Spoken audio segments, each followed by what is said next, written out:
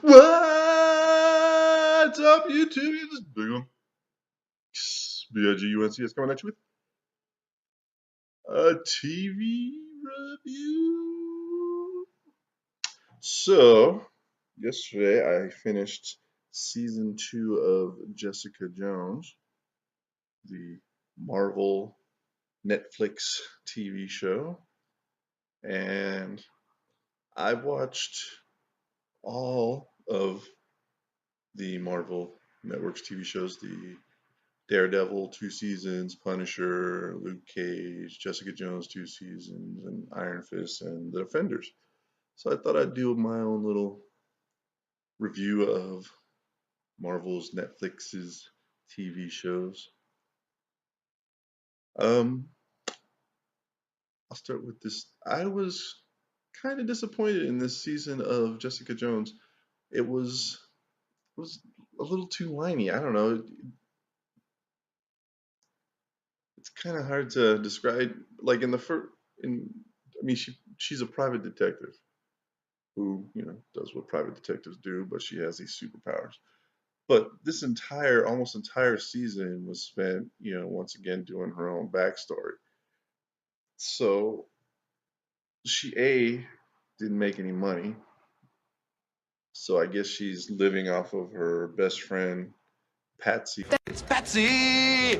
Patsy! I really want to be your friend. The radio show, former TV star, former music or singer, because she didn't make any money, and she has a lot of stuff for someone that doesn't make any money, and she breaks her phones all the time, and those are like $500 a piece unless you have like super really good insurance. So I don't know, but I mean that was the most disappointing part. One of the main problems I have with the show is the lack of just basic physics. I mean, I know we're living in a fantasy world where people have superpowers, and hey, I'm totally cool. I love when TV shows and movies build a world. But when you build a world, you have to then live within the world that you built. So unless you tell us that she has magically powered shoes, I have to wonder what kind of shoes she has that allows her to jump out of a 5-story building, land on a cement concrete sidewalk, and then walk away with no damage to her shoes. I mean, I guess it's kind of like what Hulk's pants, where they stretch but don't rip off of his body. I don't know. But there's just so many things that she does that you have to accept part of it because she lives in a magical fantasy world. But you can't accept part of it because the magical fantasy world isn't a magical fantasy world. I mean, I don't know if I'm explaining myself correctly, but like at one point, she stops a bus from driving away, and they make a really serious effort or point to show you that the bus is dragging her and she's leaving skid marks from her shoes on the ground, from being dragged by the bus. So if you're gonna show us that her shoes can be dragged and you stretch, I mean, you, you, to me, you can't have it both ways. You can't say, oh, she's got these magical shoes that allow her to do all of this crazy stuff, and then, oh, look, she's got kind of regular shoes that just do skid marks across the ground when she gets dragged. Also, I wasn't seriously impressed with the storyline. I thought that, I don't know, it's hard to get into details without spoiling it.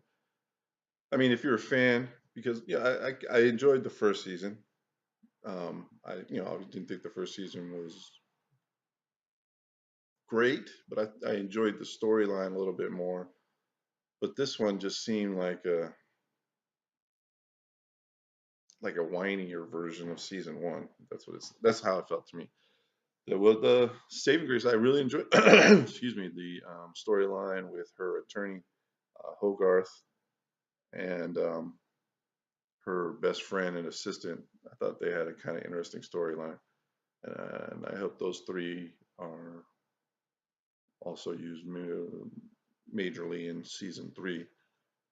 But I'll start at the top. My favorite would be season two of Daredevil, and that's pretty much only because I thought the Punisher killed it in season two of the Daredevil.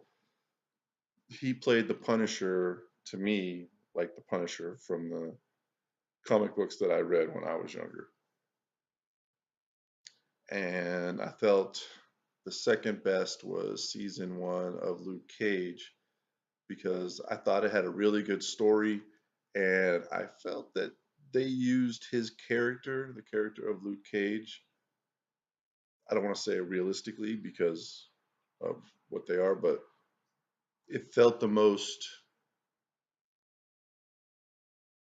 um, organic, the most real to the character that I read in the comic books. I wasn't a big reader of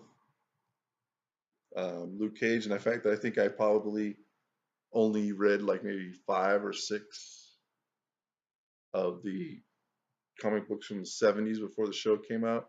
I know I had a couple of them when I was younger because my dad got them for me, and but I wasn't, but I didn't. The the age I wasn't into comic books, so I didn't. It wasn't something I was like, oh yeah, give me more of those.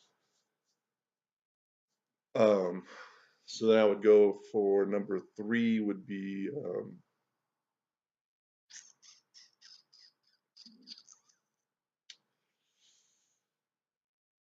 I'm gonna go season one of Jessica Jones.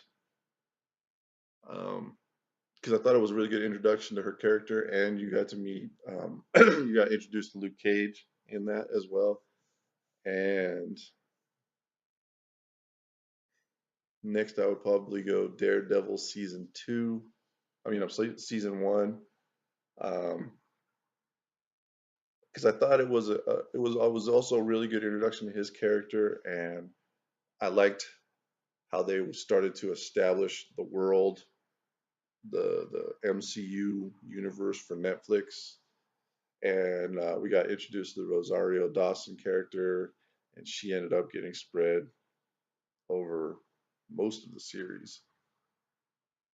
I was trying to think back. I don't remember her being in the Punisher, but it seemed like in season two of Daredevil, she interacted with the Punisher. I'm gonna probably gonna have to watch it again. I can't remember 100%. Um, but she plays a really good character, and she's in Luke Cage, Jessica Jones, Daredevil, and Iron Fist. So now we would go to, I guess, the Defenders. I thought the storyline. Let me say, Iron Fist to me, I really, really, really did not like Iron Fist. I thought the story wasn't great. I thought the main actor guy, I don't know if it's him or the way the character is written, but it just didn't like it at all. So, and it felt to me that the Defender's story involved him a lot, so they brought the Defenders down for me. I'm really, really, really looking forward to season two of Luke Cage. I'm hoping that should be pretty good. And I mean, I can't. I hope to see. I hope Defenders season two is good. I hope it kind of steps back from the Iron Fist part a little bit and gets more into the heroes for hire type situation. Um, I'll watch season two of Iron Fist, but I'm not at all looking forward to it. So I guess that's about it. That's how I feel about it. Thanks for watching. Let me know how you like the way I did the video, if you like my editing and all that stuff. All right. Thanks for watching. Go sit quietly in the dark.